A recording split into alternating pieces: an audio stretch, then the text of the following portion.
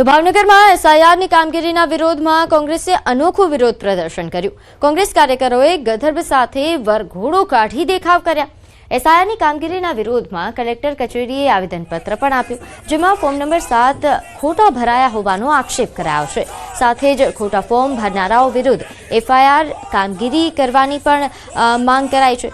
વરઘોડામાં ગધર્બની ખેંચતાણ થતા મૂંગું પ્રાણી ભારે પીંસાયું હતું। પોલીસ અને કોંગ્રેસ કાર્યકરો વચ્ચે ગધર્બને લઈને ખેંચતાણ થઈ।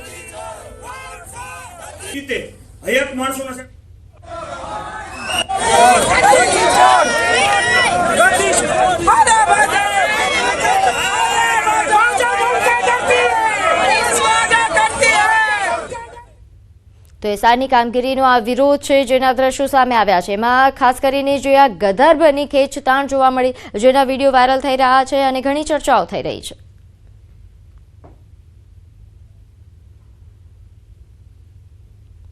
રાજકોટના ઉપલેટા શહેરમાં નગરપાલિકાએ ભયજનક અને જર્જરિત બિલ્ડિંગ સામે કડક કાર્યવાહીનો નિર્ણય લીધો છે।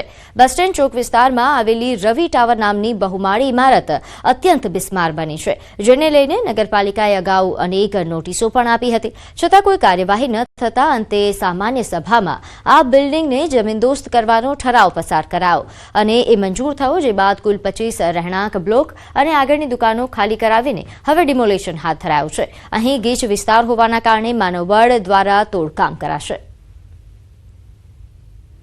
ખૂબ જોખમી હાલતમાં છે એ આપણે રવિ ટાવર્સ કરીને ઇમારત છે, એટલે અગાઉ અવારનવાર નોટિસો આપેલી હતી, તેમ છતાં તેમના જે ભાડુઆત જે માલિકો એમના દ્વારા આગે કોઈ કાર્યવાહી કરવામાં આવેલ નથી। આ બિલ્ડિંગને જમીનદોસ્ત કરવા માટે ઠરાવ કરવામાં આવે છે, એટલે એને ધ્યાને લઈ અને ગુજરાત નગરપાલિકા અધિનિયમની કલમ નંબર 182 અન્વયે આ કાર્યવાહી હાથ ધરવામાં આવશે।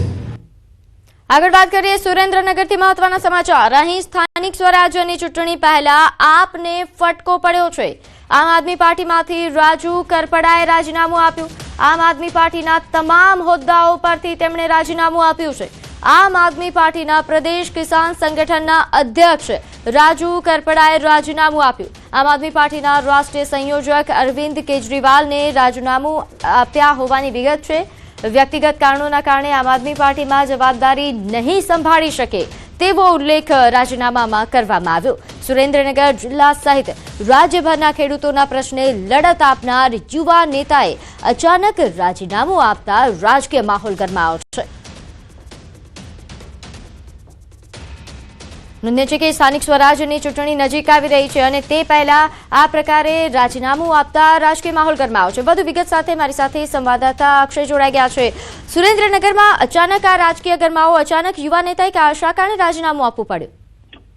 જી, ચોક્કસથી વાત કરવામાં તો રાજુભાઈ કરપડા સુરેન્દ્રનગર જિલ્લા સહિત સમગ્ર રાજ્યમાં ખેડૂત નેતા તરીકે લોકપ્રિય હતા અને તેમની એક આગવી ઓળખ હતી। ખાસ કરીને જે હળદરમાં જે કરદાકાંડ થયો તેમાં અંદાજે 100 દિવસથી વધુનો જેલવાસ ભોગવ્યા બાદ તાજેતરમાં તેઓ બહાર આવ્યા હતા। સુરેન્દ્રનગર ખાતે ખાસ સભા પણ યોજવામાં આવી હતી, પરંતુ અચાનક જ આજે રાજુભાઈ કરપડા દ્વારા આ મામલે આમ આદમી પાર્ટીના મોવડી મંડળને લેખિતમાં રાજીનામું મોકલવામાં આવ્યું છે। તેમાં કોઈ ખાસ કારણનો ઉલ્લેખ કરવામાં નથી આવ્યો, પરંતુ માત્ર ને માત્ર વ્યક્તિગત કારણોસર કોઈ પણ પ્રકારની જવાબદારી છે તે નિભાવી ન શકતા હોવાનું તેમણે હાલ પત્રમાં જણાવ્યું છે। પરંતુ અંદર કંઈક બીજું જ રંધાઈ રહ્યું હોય તેવું હાલ ચોક્કસથી લાગી રહ્યું છે અને આ મામલે આગામી સમયમાં વધુ ચોંકાવનારા ખુલાસાઓ થાય તેવી પણ હાલ શક્યતાઓ સેવાઈ રહી છે। જી, અને અક્ષય, કારણ કે યુવા નેતા હતા, ખેડૂતોનો એમને સારો એવો સહકાર મળી રહ્યો હતો અને અચાનક રાજીનામાથી હવે કેવા પ્રકારના રાજકીય બદલાવ જોઈ શકો છો? જે સમીકરણો છે સુરેન્દ્રનગરમાં સ્થાનિક સ્વરાજ્યની ચૂંટણીને લઈને, તેમાં ફેરફારની શક્યતા? સુરેન્દ્રનગર જિલ્લામાં જો વાત કરવામાં તો આમ આદમી પાર્ટી માટેનો જો સૌથી મોટો અને ખાસ ચહેરો હોય તો એ રાજુભાઈ કરપડા હતા। સુરેન્દ્રનગર જિલ્લા સહિત સમગ્ર રાજ્યમાં તેઓ ખેડૂત નેતા તરીકે લોકપ્રિય હતા। જે છેલ્લી વિધાનસભાની ચૂંટણીમાં હતી તેમાં તેઓ ચોટીલામાંથી લડ્યા હતા અને ભાજપ બાદ તેઓ બીજા નંબરે સૌથી વધુ મત મેળવનાર જે છે એ ઉમેદવાર હતા। ત્યારે ચોક્કસથી આના કારણે આમ આદમી પાર્ટીને સુરેન્દ્રનગર જિલ્લામાં મોટો ફટકો પડે તેવી ચોક્કસ શક્યતાઓ છે હાલ સેવાઈ રહી છે। જી, સાથે અક્ષય, તેમના રાજીનામા બાદ ઘણા પ્રકારની ચર્ચાઓ પણ થતી હશે, ઘણી શક્યતાઓ વ્યક્ત થઈ રહી હશે। હાલ જે ચર્ચાઓ થઈ રહી છે સુરેન્દ્રનગરના રાજકીય માહોલમાં, તેના વિશે થોડી વિગતે માહિતી આપશો? શા કારણે રાજીનામું આપ્યું હોઈ શકે? જી, ચોક્કસથી હાલ જે ચર્ચાઓ છે ખાસ કરીને તે બોટાદ કરદાકાંડ બાદ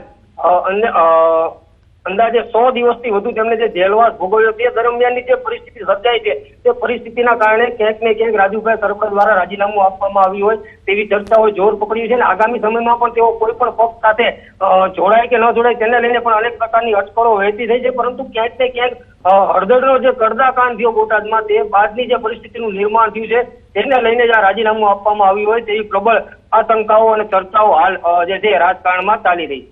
જી, અને તેમના રાજીનામા આપ્યા બાદ આમ આદમી પાર્ટી તરફથી કોઈ ઓફિશિયલ જાણકારી આપવામાં આવી છે, કોઈ પ્રતિક્રિયા આપવામાં આવી છે કે કેમ?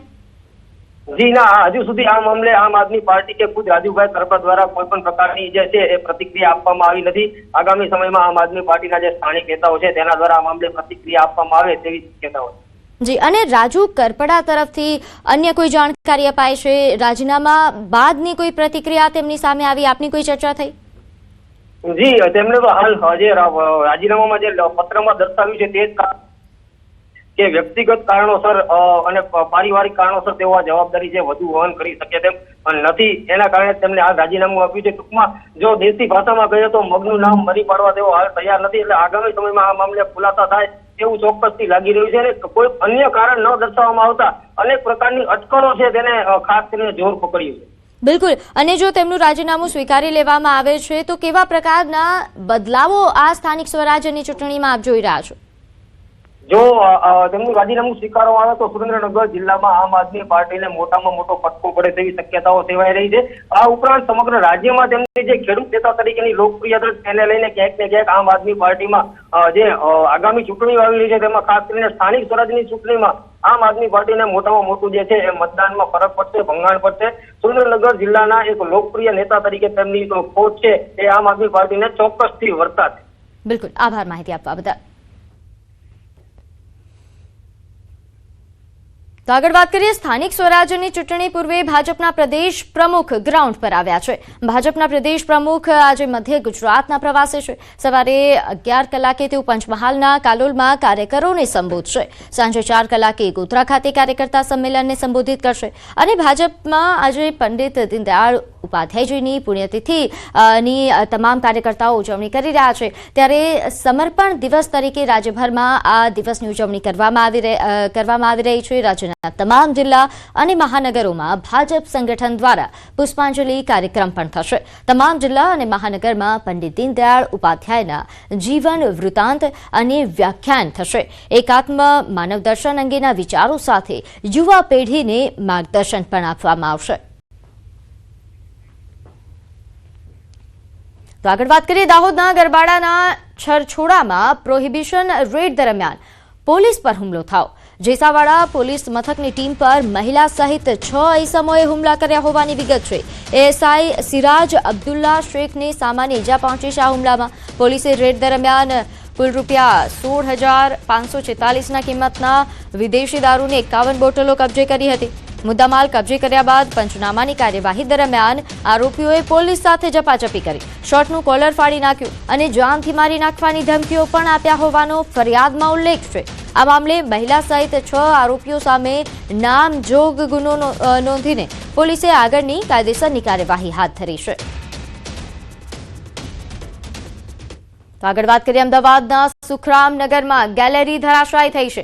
સુખરામનગર પાસે આવેલી સંત વિનોબાનગરમાં ગેલેરી ધરાશાયી થયા હોવાની ઘટના સામે આવી છે. ગેલેરી ધરાશાયી થતા 20 જેટલા લોકો મકાનોમાં ફસાયા હોવાની વિગત છે. 6 થી વધુ લોકોને ઈજાઓ પણ પહોંચી છે. ફસાયેલા લોકોને બચાવવા માટે ફાયર વિભાગની ટીમ ઘટના સ્થળે પહોંચી છે. 2 મહિનામાં બીજી વાર અહીં ગેલેરી ધરાશાયી થઈ છે.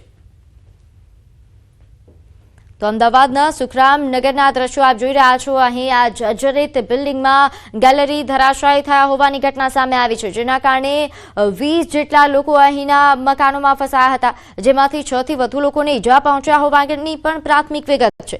જોકે હાલ ફાયર વિભાગની ટીમ ઘટના સ્થળે છે અને તમામ જે લોકો ફસાયા છે તેમને રેસ્ક્યુ કરવાની, તેમને બહાર કાઢવાની પ્રક્રિયા હાથ ધરાઈ.